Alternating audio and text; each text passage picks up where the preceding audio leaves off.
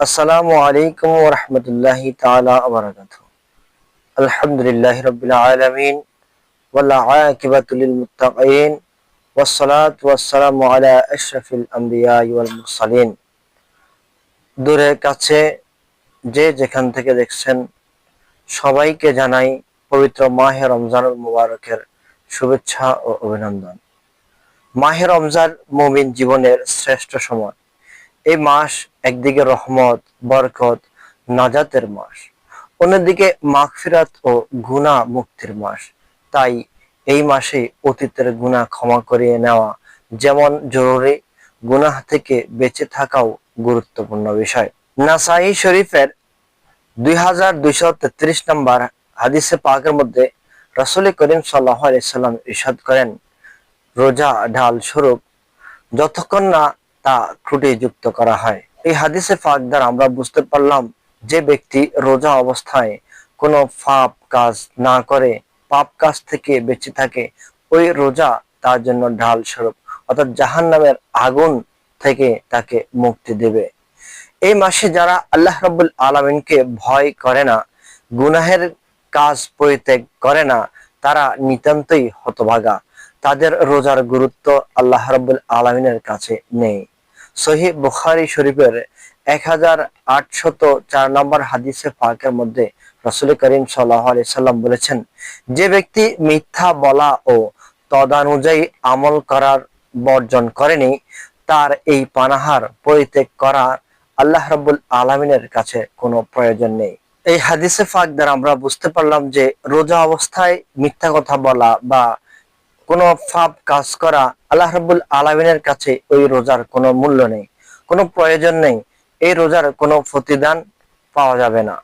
সুনানে তিবরানি 5636 নম্বর হাদিসে পাকের মধ্যে এসেছে, অনেক রোজাদার এমন আছে যাদের রোজা পালনে সার হলো তৃষ্ণার্ত আর ক্ষুধার্ত থাকা।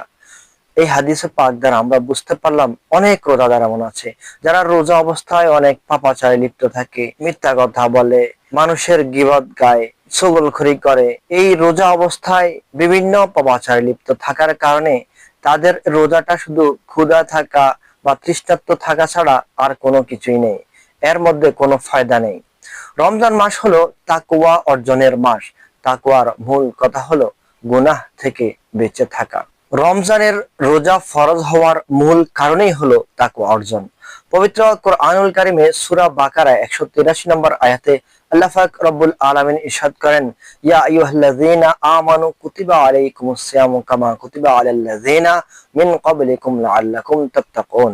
অর্থাৎ হে মুমিনগণ, তোমাদের উপর রোজা ফরজ করা হয়েছে যেমন ভাবে ফরজ করা হয়েছিল তোমাদের পূর্ববর্তীদের উপর, যাতে তোমরা তাকওয়া অর্জন করতে পারো। সুতরাং এই পবিত্র মাসে গুনাহ পরিত্যাগ করার বিকল্প নেই। সেই সঙ্গে অতীতের গুনাহগুলো মাফ করে নেওয়ার জন্য বেশি বেশি দোয়া, ইস্তেগফার, নফল ইবাদত করতে হবে। রমজানে গুনাহ মাফ করাতে না পারাটাই দুর্ভাগ্যজনক, তারা অভিশপ্ত। সুনানে তিরমিজি 3545 নম্বর হাদিসে পাকের মধ্যে রাসূল করিম সাল্লাল্লাহু আলাইহি সাল্লাম ইরশাদ করেন, ওই ব্যক্তির নাক ধুলায় ধূসরিত হোক, অর্থাৎ ওই ব্যক্তি ধ্বংস হোক যে রমজান পেল এবং তার গুনাহ মাফ করার আগেই তা বিদায় নিল। এই হাদিসে পাক দ্বারা রাসূল করিম সাল্লাল্লাহু আলাইহি সাল্লাম ওই ব্যক্তিদেরকে বদদোয়া দিয়েছেন যারা রমজান মাস পেয়েছে অথচ এই রমজানকে কাজে লাগাতে পারে নাই, রমজান মাসে নিজের গুনাহগুলোকে মাফ করাইতে পারে নাই, তাদেরকে রাসূল করিম সাল্লাল্লাহু আলাইহি সাল্লাম অভিশাপ দিয়েছেন। সুপ্রিয় মুসলিম ভাই ও বোন, তাই আসুন আমরা গুনাহ পরিত্যাগ করি, রমজানের দিনগুলোতে গুনাহ মাফের চেষ্টা করি এবং আল্লাহ পাক রব্বুল আলামিনের দরবারে বেশি বেশি তওবা করে ইস্তেগফার পাঠ করি। আল্লাহ পাক রব্বুল আলামিন আমাদের সবাইকে পবিত্র রমজানে গুনাহ মুক্ত থাকার তৌফিক দান করুক এবং অতীতের গুনাহগুলোকে মাফ করে নেওয়ার তৌফিক দান করুক। আমিন। ওয়া আখিরান আলহামদুলিল্লাহি রাব্বিল আলামিন। আসসালামু আলাইকুম ওয়া রাহমাতুল্লাহি তাআলা ওয়া বারাকাতুহু।